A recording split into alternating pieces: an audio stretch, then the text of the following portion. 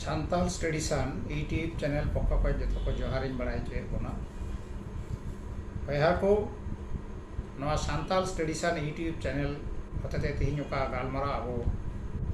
होचे बन मेने अब हर हपन को बापला अब हर हपन को बापला एनान जुग रे चेक लेका होई लेना चेक ताहे कना नान जुग रे बांग ओकायन सेदाय जुग रे चेक को होई लेना और नाहा जुग रे बांग चेक को हुयुग का एनान जुग नान जुग सेदाय जुग और नाहा जुग रे कथा अंते तेहिन सपड़ाव बना लेया तेहिना नवा यूट्यूब चैनल रे गालमाराव हर हपन को बापला तो नवा गालमाराव एहब लाहा रे दिला जतो को नेहरा बुना आलेया नवा सान्ताल ट्रेडिशन यूट्यूब चैनल लाइक ताबुन पे शेयर ताबुन पे सब्सक्राइब ताबुन पे और कुकुली तहन खाए कमेंट्स ताबुन पे तो भैया को दिला तेहिन दो गालमारा बुन एहबा हर हपन को बापला अब हर हपन को पहिल बापला दो माने ओका आबोरेन सिदाय गो बाबा पिलचु बुढ़ी और पिलचु हाराम मदरे होइलेन ओना बापला बन आदो एनान जुग रिया नवा बापला रे दो एकेन पिलचु मारा पिलचु बुढ़ी किन तहे कानते नवा बापला रिया कमी दोय पारम लेदा आबोरेन माराम बोंगा माराम गुरु पा मेनले ओना गी उन ऑक्ते रिया अरी लिखाते तेहिनो अब तलारे तेंगो कना माराम गुरु दे बड़ाई कान तहन गया जे पिलचु हराम पिलचु बुढ़ी मकिन बयहा सगै रेन हर कान ओनाते उनकिना ना बयहा सगै धुड़ी कते जुरीपरी रे गापाम किन लगिते आयनार कान कुरुमुटुय दो पहिल दो उनी नुकिन पिलचु हराम पिलचु बुढ़ी गरम सगै रे दो किना नातिगे तिहिन अब दो पिलचु हराम और पिलचु बुढ़ी ना हराम और बुढ़ी कथा बन सेलेक्ट कादा मेनखा जाते उनी दो नुकिन साथे जतो ओकोदारां कथा को गालमारा दाड़ी ओनातिगे नवा गरम सगै रे दो किना आदो उनकिना ओना बयहा सगै धुड़ी लगिते पिलचु हराम और पिलचु बुढ़ी दो मिद दिन हंडी दो चुले किना ततीगली खज रानू रहेत और जरा जहाँ कोटा अगू कते ओना रिया हंडी को दो लेना ओना हंडी दो तायम पे दिन तायम मारांग बुरु हेज कते आरहो ओना हंडी को चोडोर की नवा चोडोर रे मारांग बुरु दय बाखेड़ किदा पिलचु हराम दय चोडोर किदा पिलचु बुढ़ी दो जाय जतो आय सोरा दिया और नवा चोडोर सारे हंडी पिलचु हराम और पिलचु बुढ़ी मारांग बुरु दो न्यू चुगे किना और आज दो आरहो आया ओरा सरफ करते चला मारांग बुरु चला तायम पिलचु हराम पिलचु बुढ़ी दो सारे हंडी आरहो किन न्यू के खाय भूलना किन और किन भूलेन खाय उनकिन दो खिल्डू खिलट किन एहब खिल्डू खिलट ते आदो निंदे दो उनकिन दो बेहुदिसते बना हर किन मिट्टी कुंडल ᱧᱟᱯᱟᱢ और कुंडल ᱧᱟᱯᱟᱢ कते जुरीपरी किन रपा मारांग बुरु दो दोसार दो सेता आरहों उनकिन हिरिये हिजुक कना आदो फराक खज गी उनी दोय खो एथेम अगुइदा आरे होहो अगुइदा उन उक्ते नुकिन पिलचु हराम पिलचु बुढ़ी किन आंजम के खाय उसरा किन बिरित ना आदो किन ᱧᱮᱞᱚᱜ कना जुरीपरी लिका किन मिट किन गितिज कान आते अडी लजा किन इकेव किदा आदो ओना अकिना आसपास रे चेत को सकाम किन नाम ले ओना तेगी अकिना हरमो दो किन दापाल ले तेकिन और पिलचु हराम दो आया ती आड़ी रे का लाड़ नड़ी नितक बन मेता कना ओना नड़ी को नाम ले ओना नड़ी कोते पिलचु बुढ़िया ती तल केतेया और ओना नड़ी को रेया जो तेगे उनी दो ओना चंदी रे ठय आदेया ओना जो रे रसा दो आरा की तहे आदो उनकिन दो झगड़ा रेया किन भान किदा बांग मा निदे किन झगड़ा कना नवा नितक दो पिलचु हराम ठे किन लैया पिलचु हराम दो ओड़ा बोलायन खाज की पिलचु बुढ़ी दो उसके राग कना आरे मिताय कना ये गोरम्बा इnyal में दाल का अतः मिताय कना पर बुढ़ी उकारे चेरका दाल का में आदो ओना दारे नड़ी ते तोल का ताई ती ओना लहाव दे मिताय कना हो इnyal में ती तोल का तिnya आर होय बो होय दाल बुगो का तिnya मारांग गुरु दो ना nyel kate landa kate मिताय कना पर बच्चो नवा बच्चो सको में हरक का में नवा मा लाड़ नड़ी रिया सकम का और होय बहर रे काम मेने के नवा मा उदुर उदुर पुदुर पुदुर नेलक कान मेनखान आरा गया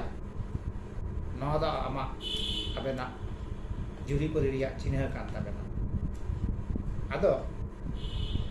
पिलचु हराम पिलचु बुढ़ी दो मारांग गुरु आना कथा आंजमते आचर हबु किन रod रुबर लिदा आदो मेताकिन कना नेलबेन गड़म आबेन दो तेहिं खय जुरी परि बेन होइना जुरी परि रिगे तहन बेन और नवा घरज संसार दो आबेन दो आबेना थेमा नेल ताबेन इन दो आरहो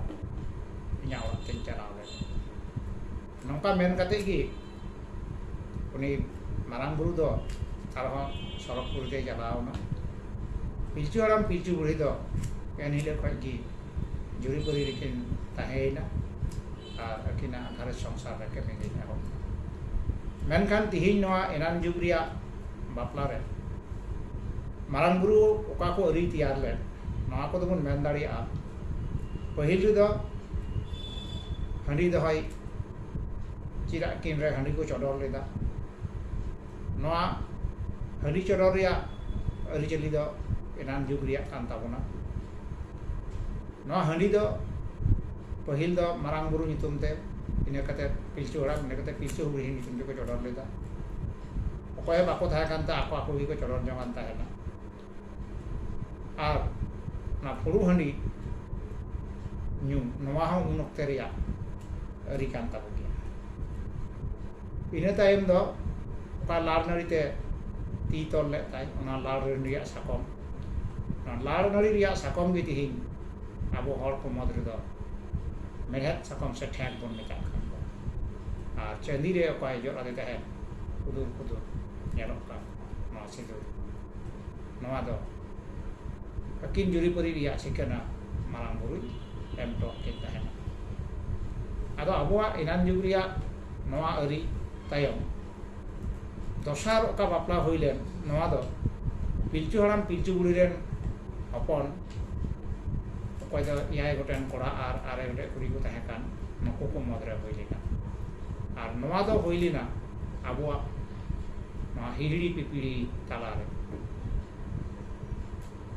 नको कोड़ा कुड़ी मदरे नको को बयहा कान गया आदो नको बयहा कोड़ा कुड़ी को बापला को खातिर पिलचु हराम और पिलचु बुढ़ी दो मारांग गुरु मिता किना नको गिद्रा को हारा जीवनों कना निया अक्तर गे नको दो बापाक को हुआ जाते बाको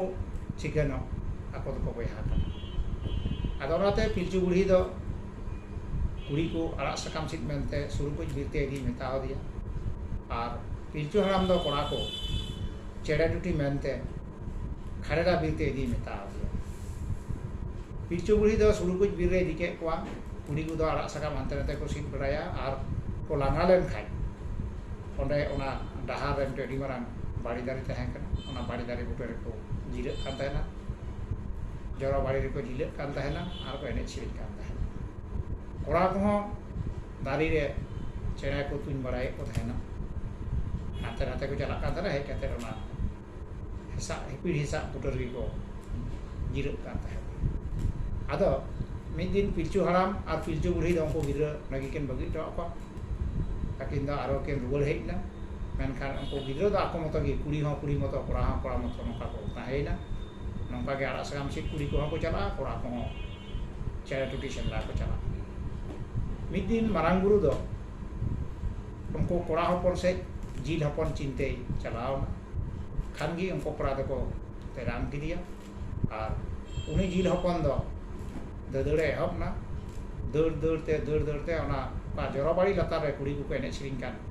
onte gi चलाओ ना और उनको फेट तेगी नीर पारम चलाओ आदो उनको कड़ा को खुदाव दी की दिया खुदाव दी की दिया मेनखान ओना दारे बुटो चला लाहारे मा को नेले को चिरी जो को एने सेरिंग कान आदो आर बाको चला लेता ना को टिंगोइना कुड़ी को हाँ आर बाको एने लेना तो टिंगो कते को कोया nyapam jong na menka enle do बाको कुड़ी आदो नongka दे दोसार ले को nyapam len गया menkan कुड़ी को पुरी से दो बाको हे लेना तेसार ही दो आदो नको दे केन कुड़ी को पुल लिगी गी बानार से को हे जावराइना कुड़ी को मुरुक कदा ते हिंदुन कुली को कोड़ा को मुरुक कदा ते हिंदुन कुली को आदो कोड़ा हे कते मिट नाखाते थारे थारे को तिंगोइना कुड़ी को हेज कते आरो मिट नाखारे जतो आको बइहा थारे थारे को तिंगोइना आदो ओना फाइ को कोय nyapam जो कोय nyapam मिट ऑक्टे रे पहिल दो कोड़ा को गी कुड़ी को कुली केत को या आपे या जति परिस दो चेक कान तापे उन ऑक्टे उनको कुड़ी को लई किदा आले दो रियाल कांडा चितर का नवा दो पिलचु बुढ़ी की चिदा को थाना और पिलचु बुढ़ी हो मारांग गुरु नवा दो चिदा देता नवा दे तो उनको कुड़ी को बुझाव चुके को आले दो आयोजन कोड़ा रिया ले कमी आदो कुड़ी को कोड़ा को कुलिए को कुड़ी रुवर के को जे आपेया जति परिस दो चेक का उन वक्ते कोड़ा को मेन किदा आले दो कोचे काड़बा हेसेट पायरा कोड़ा को नवाते दो आपको दो कोड़ा जनो चासबास कमी को फेडोआ नवा को बुझाव चुकी आदो उनको दो आको जाति परिस भिन्न भिन्न को बुझाव गेते आदो को सोर सपोरेना रॉल लांदा को एहब केदा नौका नौका ते मिड ऑक्टे दो एने सिरिंग को आदो नवा एने सिरिंग ते निंदेयन खाय एने सिरिंग भगाव कते उनको दो आदो को रियत करा पासे गुण चला कुड़ी को मेंदा देला आले ड्रासे कोड़ा को मेंदा देला आले ड्रासे अतो कोय हो नवा बाको चिंडो दाड़ियाते आदो उनको दो आरहो नको को कोड़ा कुड़ी मध्य रे आरहो को गालमाराव किदा जे ताहले मा आबो दो नवा टाहाधुरी रे तिन सुनतु गुतु बन एनेजा नवा सुनतु गुतु एने रे कोय बन जिता उनको कथा गे कोय को हारो हमको अंजम लगा आदो नको याय कोड़ा याय कुड़ी ना दारे बुटरे सुनतु गुतु एने को लगा डाहार तुरी जड़ को दुरुब nyapam kana आर को एने जो मिड ऑक्टे नेलना कोड़ा को जितेवना कुड़ी को हारना आदो कोड़ा को तेर को मेन किदा ताले एनाना कथा लका तेंतो देला आले ड्रासे बुन चला आदो मिन कोटे कुड़ी मिन कोटे कोड़ा ती को साथ के को इदी को लगी उन ऑक्टे रे कुड़ी को मेनदा हे आपे मा नितो माते आपेरन ओड़ा हर लेकाते पे दिले आदो आपे जुदी आले पे ओड़ा हर लिया मेन खान आले दो चेत उपरुम पे मा ले कना चेत चिकेना पे एमा इलेया जे आपे से लेकाता आपे छावते आपे या ओड़ा ते आपेरन जुरी से आपेरन ओड़ा हर लेकाते पे चला कोड़ा को गुणन ना सरी गे थो नको मा जुरी परि लेकाते बन दिए आदो चेत चिकेना बन मा आबा उनोक्ते उनको कोड़ा दो डाहार धुरी को तिंगो कान तहना आदो जो तोड़गी ओना डाहार धुरी रे को तीर को हलान केदा आदो उनको ओना डाहार धुरी ते चिकेना को एमा को मेन लेदा आदो उनोक्ते मारांग गुरु दे नेले को जे नको मानवा तिहि जुरी परि को ᱧᱟᱯᱟᱢᱚᱜ kana एंते चिकेना दो धुरी सिंदुर को माको kana आदो उनोक्ते उनी मारांग गुरु दो उसरागी चांदो बाबा मेने सिरजावी नेहरा दिया जे नुको मानवा तिहिन जुरी परि को ᱧᱟᱯᱟᱢᱚᱜ kana मेनखान धुरी सिंदुर को उनको को चिकेना kana आदो मा नुको दो आमगी नेल ओरम को उन जखै चांदो बाबा दो उसरागी सिन चांदो लिखाते पुरुष सेने राकाबना rakap kate uनको ana dhuri sindur doi arak pot kat tako nuko kora ho purup se ko samang kat tahena ar kuri de pachim se nongkate uनको ana dhuri sindure arak ket tako kai ona do unko do ona bohok hora se ko jarak ko ar nongka lekate akuren orak ren hor se juri pari ko manaw ket ko ado nuko juri pariyan nuko kuri kora do sin chandoi rakap en khai उनको दो पांति कते भी सिंह चांद को जोहारा दी ओना पांति री दो कोड़ा दो कुड़ी दो लिंगात से रे दोहल दिया तो जोहार कते ताये भी दो ती सपाप कते उनको कोड़ा खालेरा बीर सेट को चलाओ ना अबो नवा हिड़ी पिपीरिया दोसार बापला रे चेत को अरिबुन नाम लेदा नवा थोड़ा बोल नेल ले पहिल दो कुड़ी कुड़ा नोडे को ñepel ñapam लेना आबो अरिचली रे नवा ñepel ñapam नोडे खय gi आबो बोन ñam लेदा एनान दो नोंका gi हाट बाजार घाट से मेला करे हर को चलाक कान थाना बडु सेंद्रा को लगी ओंडे को ñel कुसिया तायम ते ओड़ा हेज कते एटा कami को पारो ताले ñepel ñapam रिया दो नोडे खय बोन ñam लेदा इने कते बोन ñam लेदा नुको कोड़ा कुड़ी जखन को ñepel ñapam ना उनते कुसियन खाइ को ako को कुसी ना जे हे बोन रor गया उनको साथे उन ओक्ते रिया कथा दो ताहले जति परिस को कुली ले आबो ñepel कुसी कते पहिल दो जति परिस को कुली कोआ पेड़ा लहा रे चेदा जे आबो दो मित परिस रे बापला बाम गानोक ताबो नवा तायम दो ताहले नोडे को नवा अरिबुन नाम किदा नवा तायम दो ना बाड़ी दारी उमुल रे बापला रिया अरि दो हुयुग कना नितो हो आबो दो ओड़ा रे बोन उमुले कान गया मेनखा ओना दो नाहा दो नितुम किदा मांडवा से छापटा तोरा बाड़ी दारी उमुल रे को बापलायनते नोडे को मिटे अरिबुन नाम किदा मांडवा से छापटा एरिया ओना तायम दो उनी जे मारांग ठाकुर से सिसिरजेवी को मेताय कान नुये सिंदूरे दान आको ओनाते उनको कुड़ी गिदरा आकोरेन ओड़ा हर को बनाव के को आदो नुन खय gi आबु दो सिंदूर दान तालाते जहाय कुड़ी गिदरा gi आबोरेन ओड़ा हर बोन अगु को नवा सिंदूर अडी मारा मिटे अरिचली रे मेना ताबोना पाहिले मित कुड़ी मित कोड़ा सिंदूर आदि एनले खय गे उनी दो उनी कोड़ा कुड़ी दो कोड़ावा बोंगा इरे अगु कितिया नाते एनले खय उनी कोड़ा ओड़ा रे उनी बोंगा सुरे जम दाड़िया खान आज बाता कोड़ा दो आर बोंगा सुरे दो बाय ᱧᱟᱢᱟ इना तायम बुन ñel किया नको कोड़ा कुड़ी ओका अक्ते को बापला लेना नको कोड़ा कुड़ी दो सिन चांदोई राकाप कान ओना अक्ते को बापला आपना ताहले आबो बापला रे लगन नेहा दो जनी आटकान ताबोना ना सेदाई अरि रिया लगन दो हुयुग कान ताबोना चांदो राकाप सावते सिंदूर धा तेसार दो हुयुग काना उनको कुड़ी कोड़ा तायम ते सिंह चांदो को जोहारा दिया पांति ते तिंगु काते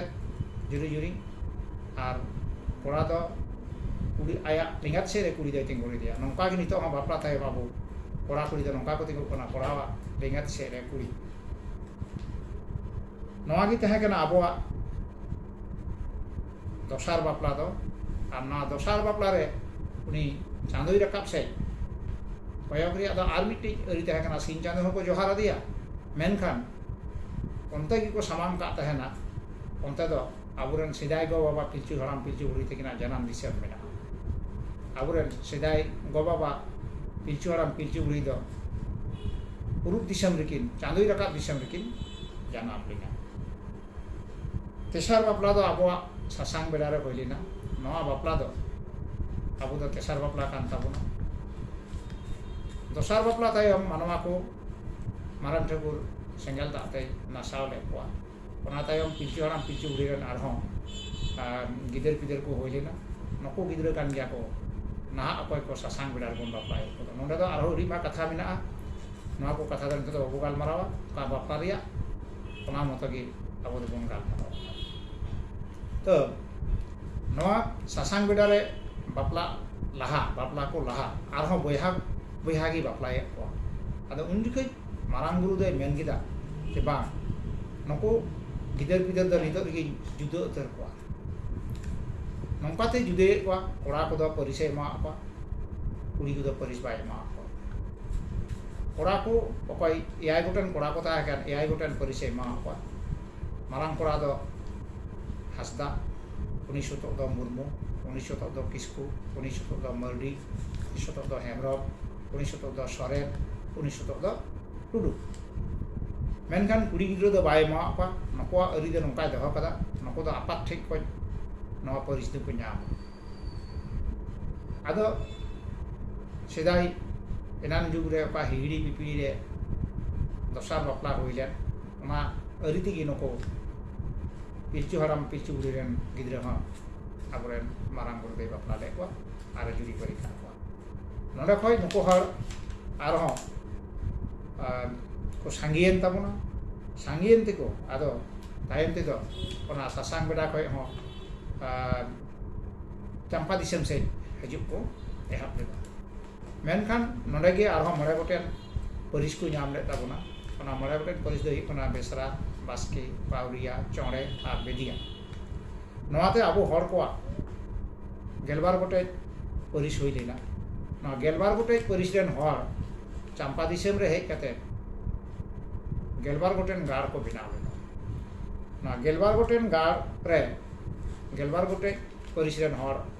भिनो भिनो को तहन कान तहना ओना खय नोडे आरो बो नेल कदा इतिहास रे जेटा मेनागो कना जे नोडे दो हर प्राको खेरवा धर्म से को चलाव लेन ताबुना आ नोआ अपन अपन गाड़ रे आरहों आकोआ ओना परिस खय मूल परिस खय आरहों जेटा को डाकान टेंडर परिस नोआ को बनाव लेदा ओनाते अबुआ माने नोआ परिस नोआ दो जतो पुते बारगेल पेशाई आरे गोटे बारगेल पेशाई आरे गोटे परिस हो जान ताबुना तो नोआ को परिस ढेरनते आबो हर को नोडे आरहों नवा नवा अन अरि को आकोते को बनाव किदा नोआ को अन अरि मानाव होतेते नोडे हों आको नको दो बापला को पारमे कान तहना अदा नोआ को अन अरि को बनाव ले नोआ दो हुयुग कना पहिल दो नेपेल न्यापाम इना कते दो ओड़ा दुवर नेल इना कते दो हरक चिकेना टाका चाल मूल बापला रे हेज कते दो मांडवा इना कते सुनुम सासा दा बापला इना कते भरिये दो चला इना कते सिंद्रधान ओंडे खन आरो गिरी चुमुरा इना कते दा आरहों जावाई बहु बुइदकिन ओंडे आबार मातकम दारी लतार रे बैसी नोआ को आइमा लेका रूप जंगा नोकन आइमा लेकान अरिचेली नको चंपा दिसम रे आबोरेन हर को एम ताबना आलेया नोआ सांताल ट्रेडिशन रिया मारांग जे कुरुमुटु नोआ दो हुयुग कना ट्रेडिशंस दो का आबो सिदाय ताहे कान ताबुन